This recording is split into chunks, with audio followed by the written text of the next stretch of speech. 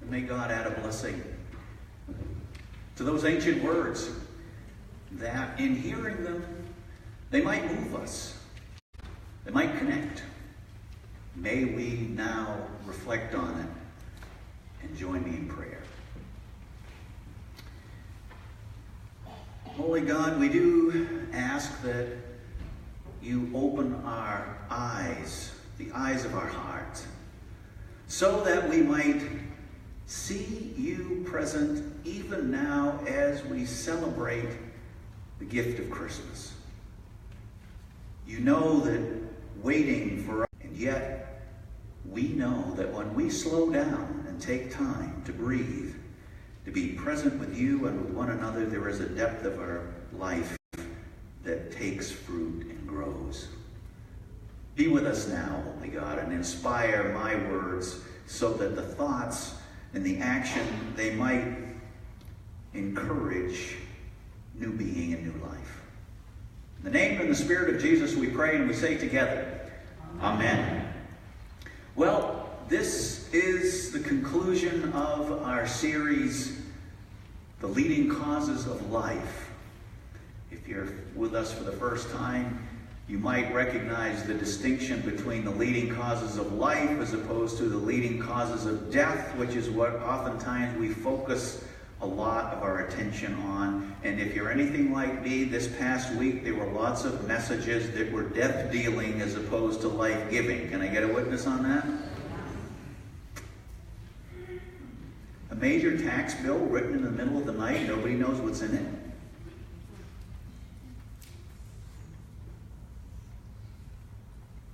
So let our lives be about life, because if we focus on what's dead, that's exactly where we'll land.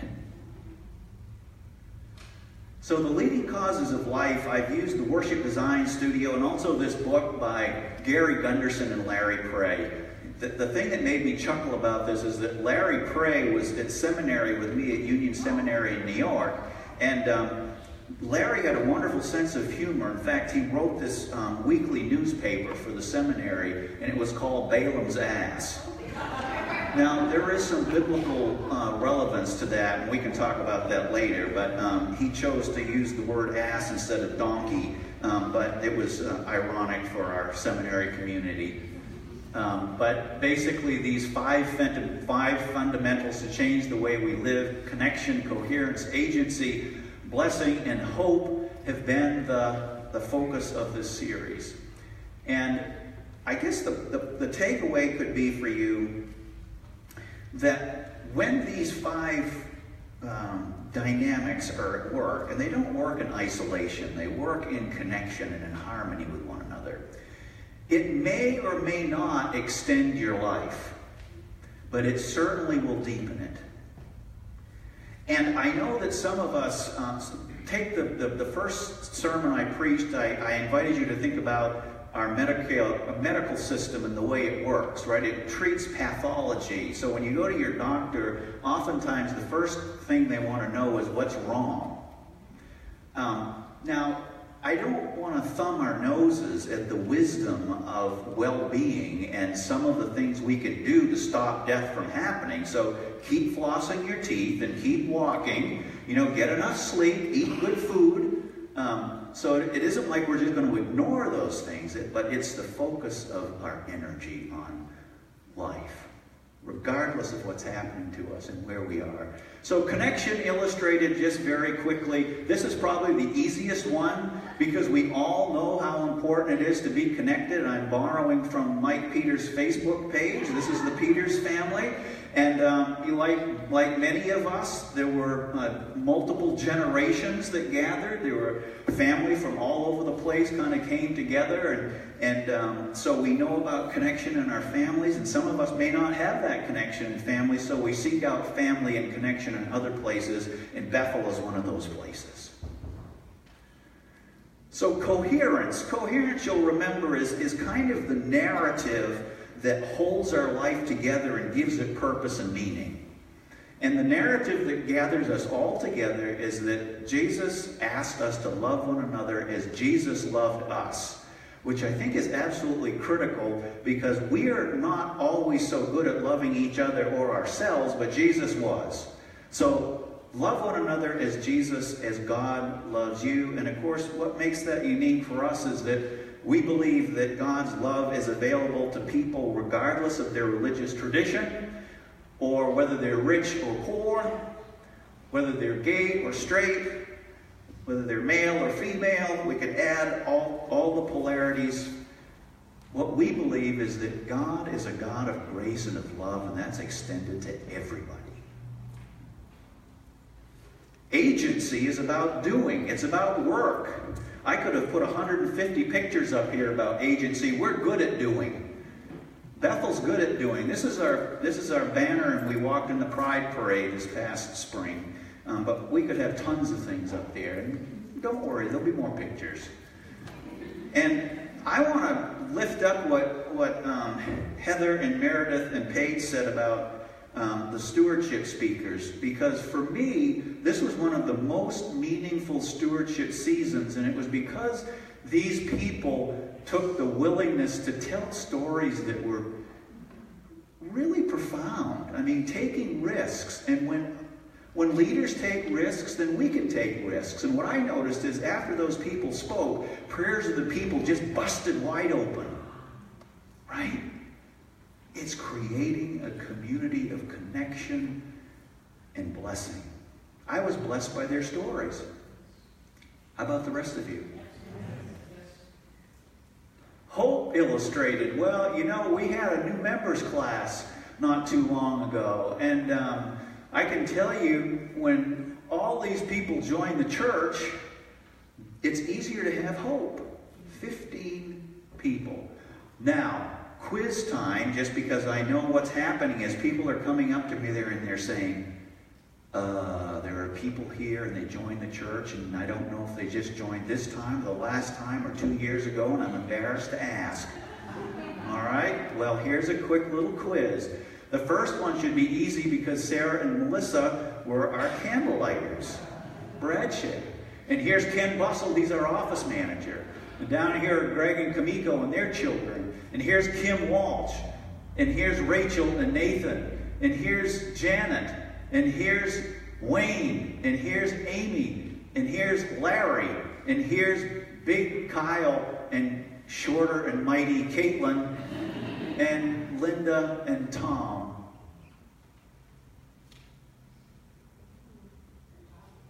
Paste those in your brain. All right? And if you forget, because you will, practice grace. I have never had anyone say, "You idiot, you don't remember my name?" If I go up and say, "I should really remember your name, but darn it, Tyler." Yeah. You even got your name tag on.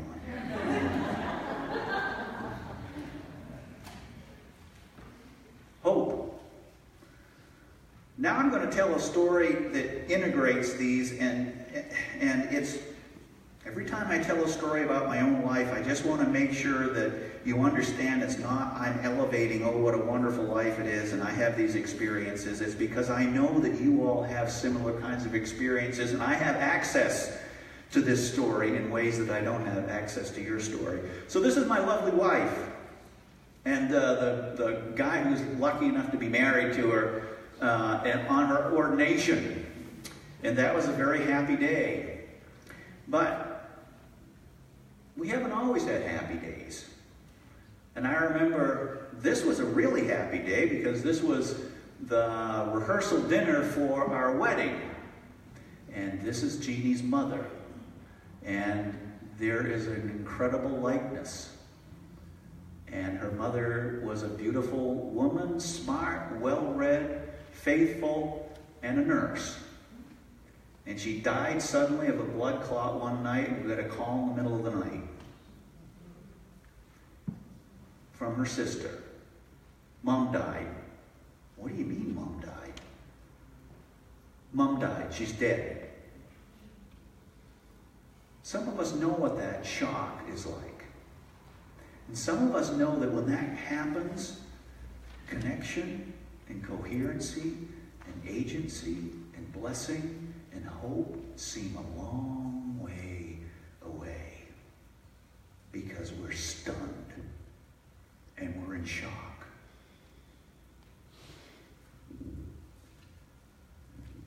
We have a prayer shawl ministry at our church. And one of the members of the prayer shawl team gave me a prayer shawl, and I snuck it in my suitcase. And when we made the trip back for Jeannie's mother's memorial service, when we were at the motel room and she was trying to figure out how she was going to get through this day, I pulled out the prayer shawl that had been made. And I put it around her. And she cried. And they were tears of happiness and tears of grief and tears of relief. But I'll tell you what it did. It gave her a connection to a group of people who hadn't known her very long. It connected her with other people who have gone through these kinds of traumatic loss of loved ones. It helped the coherence come back together because even though this felt like a day from hell, there was still a message coming from a group of people saying, we know this is bad and we're still walking with you. And it was a blessing just because that's what blessings are.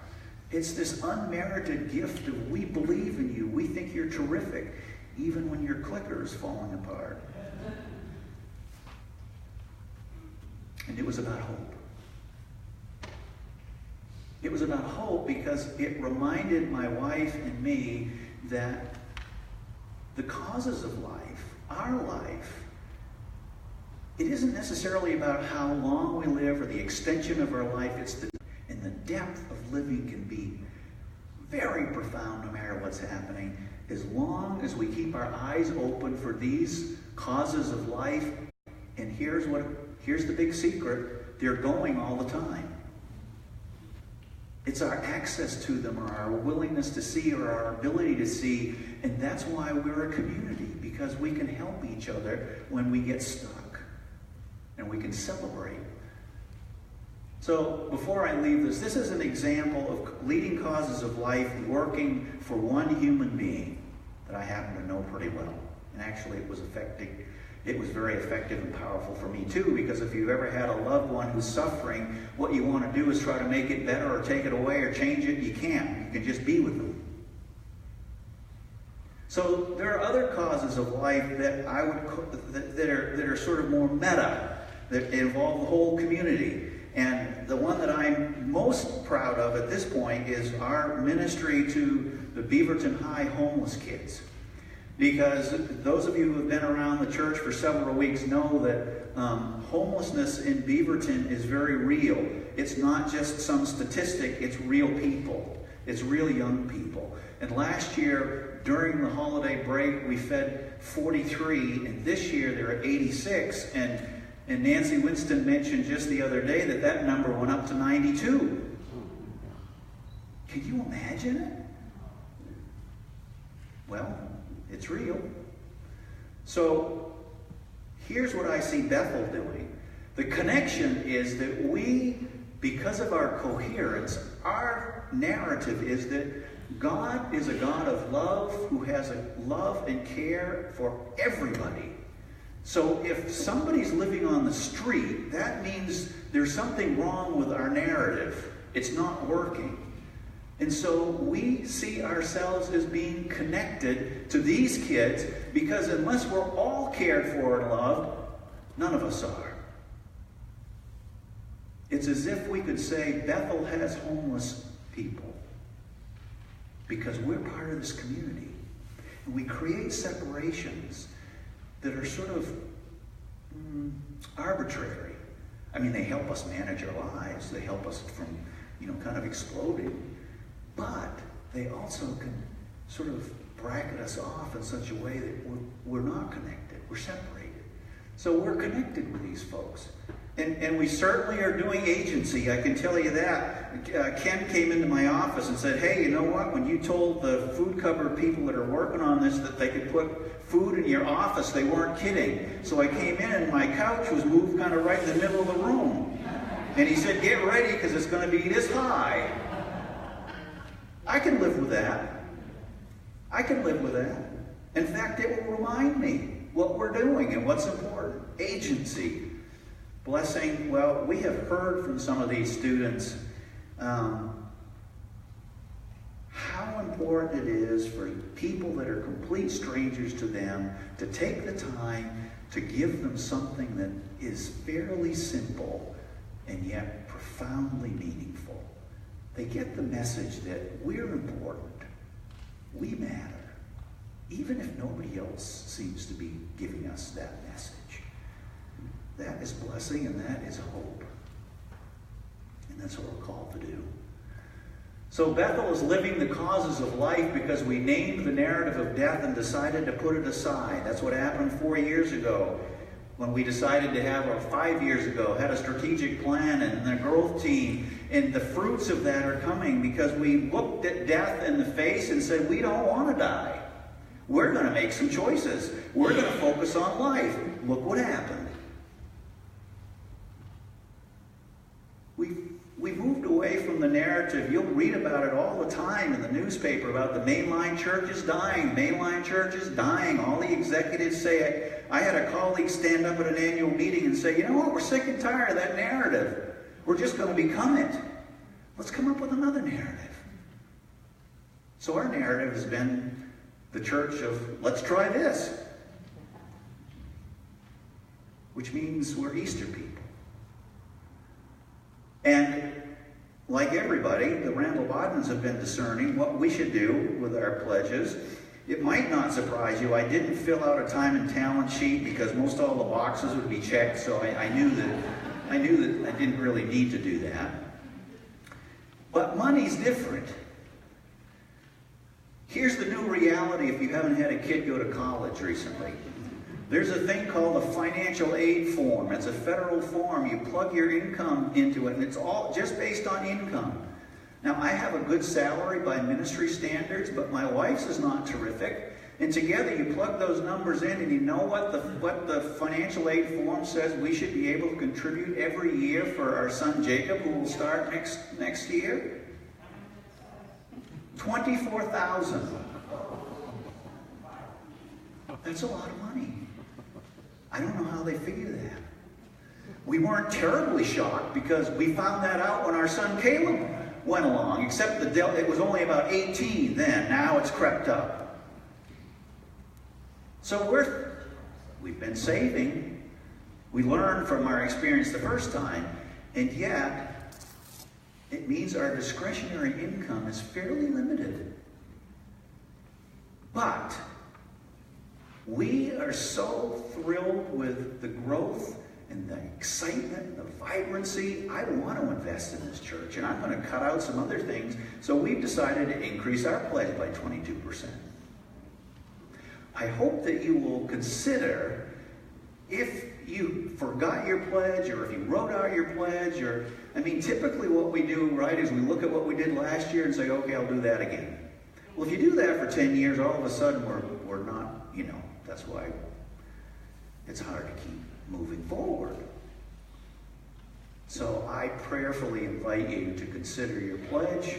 If you've already done it, good. Hopefully we'll be able to move forward with the kind of vibrancy that we want. I'm looking forward to that. And I am very, very excited about you and about God's Spirit in this place. And finally, it should be no surprise that the leading causes of life are now what we're talking about because they're part of our DNA. Here's the text that Jim and Rich read just a minute ago, and each of these words that's highlighted has something to do with the causes of life. So let's start with connection. That's the first one. So inheritance implies that we are connected to generations before us and after us. So there's connection. How about agency? God is at work in and among us, and therefore so are we. Here's hope. Wisdom is another way of coherence, and eyes of your heart enlightened is opening up to what it is that we're called to do today to fit the narrative that gives our life purpose and meaning. Sisters and brothers, I would invite you to pray with me.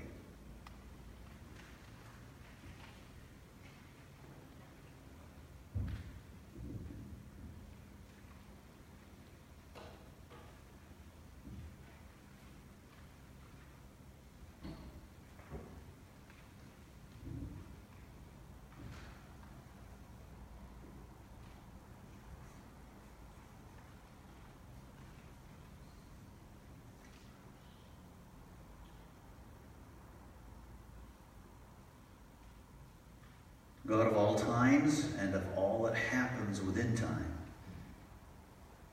we come to you now in prayer. On this first day of Advent, a season of preparation and expectation, we offer thanks that you are an adventuring God. Help us in days ahead to prepare anew for the surprise of your presence, to grow ever more expectant for the one to come, the one who comforts, counsels, and saves. Enable us to live our days as an adventure of faith, following the causes of life. We're grateful, too, that you are a God who fills life with meaning and purpose, with hope, with blessing. We affirm the gratitude during the Advent season. Grant us the wisdom to use the weeks to come as a spiritual gestation time, a time when the vision of what it means to be fully human grows great within us. We pray that our faith may be one that is neither ornamental nor automatic, but rather one that embodies its hopefulness in active deeds. We, your people, long to celebrate the coming of Christ. For this world is still stricken with the kinds of violence that bring death more readily than justice, that allow homelessness and hunger to persist, that oppress people who yearn for freedom, that hesitate to trade fears for understanding and for genuine peace. God of love, we know we were not meant for this kind of world, so we look toward the one whose love can embolden us to shape a world more fit for habitation by all humankind. We hope and pray for the strength to live by the love of Jesus, who taught us the ancient prayer, Our Father, Mother, who art in heaven, hallowed be thy name. Thy kingdom come, thy will be done, on earth as it is in heaven. Give us this day our daily bread, and forgive us our trespasses, as we forgive those who trespass against us. And lead us not into temptation, but deliver us from evil. For thine is the kingdom, and the power, and the glory forever.